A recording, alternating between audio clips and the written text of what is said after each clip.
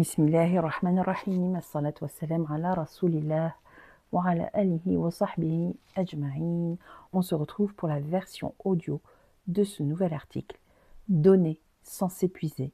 Et si nos séismes intérieurs nous nourrissaient? Nous vivons dans un monde où tout s'effrite, voire s'effondre autour de nous et en nous. C'est un ressenti profond, pesant. Beaucoup de choses semblent aller de travers. Face à ce chaos, nous nous agitons. Nous consommons tout ce qui pourrait atténuer la douleur générée, y compris les thérapies, les méthodes et outils, les formations.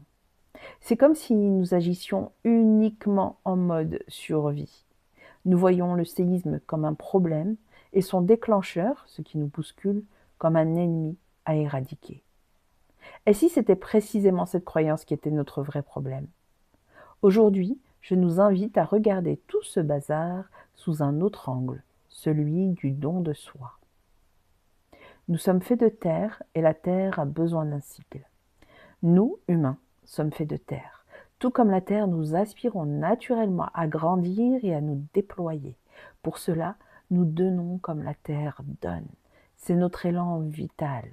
Donner nous permet de confirmer l'utilité de notre existence, ce qui nous réconforte, nous apaise et nous fait nous sentir en sécurité. Pourtant, nous assistons aujourd'hui au fait que certains d'entre nous donnent peu, ou pire, volent et arnaquent, pendant que d'autres finissent par s'épuiser à force de donner toujours plus.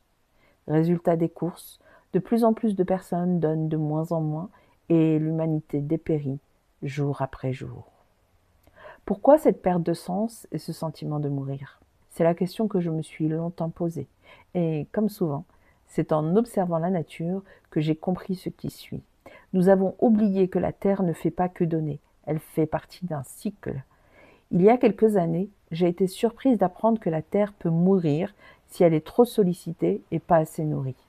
L'engrais artificiel ne suffit pas à la maintenir en vie, c'est l'échange entre matières vivantes qui le permet. Pour preuve, les forêts. Elles sont luxuriantes parce que chaque être, la faune comme la flore, nourrit l'autre. C'est un écosystème. En ce qui nous concerne, nous, les humains, si nous donnons sans accepter de recevoir, parce que l'autre ne donne pas comme on voudrait qu'il nous donne, par exemple, nous rompons le cycle. Nous devenons une terre qui s'épuise jusqu'à devenir stérile.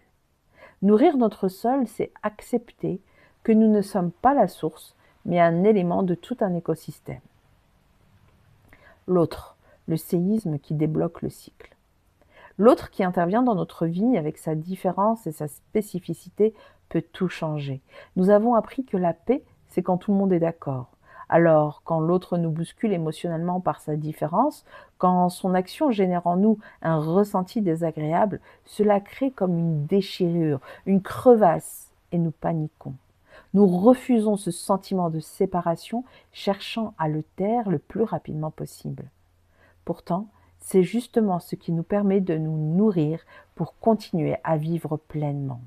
En effet, une terre trop compacte ne reçoit rien. L'eau glisse dessus sans l'imprégner. La faille est indispensable pour que la terre s'ouvre. Ce frottement avec l'autre, ce choc des singularités, c'est ce qui brise notre unité. C'est ce qui nous force à nous ouvrir pour laisser entrer les nutriments de l'autre. Ce problème, le séisme, est en fait la solution pour que notre capacité à donner, la montagne, puisse continuer à s'élever. C'est là que nous reprenons notre juste place, celle de dépositaire, khalifa, d'un message, et non porteur de fardeau. Nous ne sommes pas là pour produire par nos propres forces jusqu'à l'épuisement, mais pour laisser circuler ce qui nous a été confié, la amana. En sortant du mode survie, nous réalisons que l'autre aussi est un khalifa.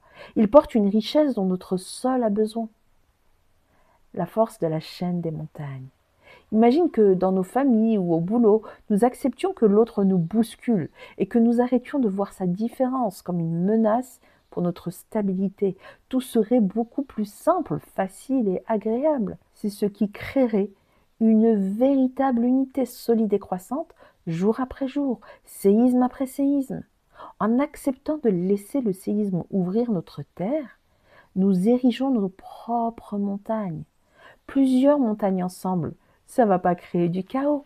Cela crée une chaîne de montagnes. Et c'est cette structure solide qui stabilise tout le terrain, qui retient l'eau et permet à la vie de déborder à profusion tout autour. Je propose que si nous nous sentons bousculés aujourd'hui, nous arrêtions de chercher à refermer la brèche. Revenons à la base. Profitons de cette ouverture pour nourrir notre terre. Reposons-nous dans la rahma, dans le sens de amour enveloppant et nourrissant de celui qui nous a créés pour être reliés et grandir ensemble. Notre prochain don ne sera alors pas un sacrifice qui nous épuise, mais le débordement naturel d'une montagne stable et nourrie. Ce monde qui s'effrite et s'effondre autour de nous et en nous, c'est l'occasion de réapprendre à recevoir pour mieux grandir et nous élever. Wallahu a'lam wa ahkam. Si ces mots font écho à ta réalité et que tu veux sortir du mode survie pour restaurer le lien, je t'accueille dans un espace où le chaos s'apprivoise dans la sécurité, que ce soit pour toi-même, pour ta famille, tes amis ou au niveau pro. Transformer le séisme en source de croissance est une magnifique façon de grandir. Il te suffit de cliquer sur le lien, rejoindre le refuge et tu auras toutes les possibilités qui s'offrent à toi. Je te dis à très bientôt pour une prochaine vidéo. Inch'Allah. Assalamu alaikum wa rahmatullahi wa barakatuh.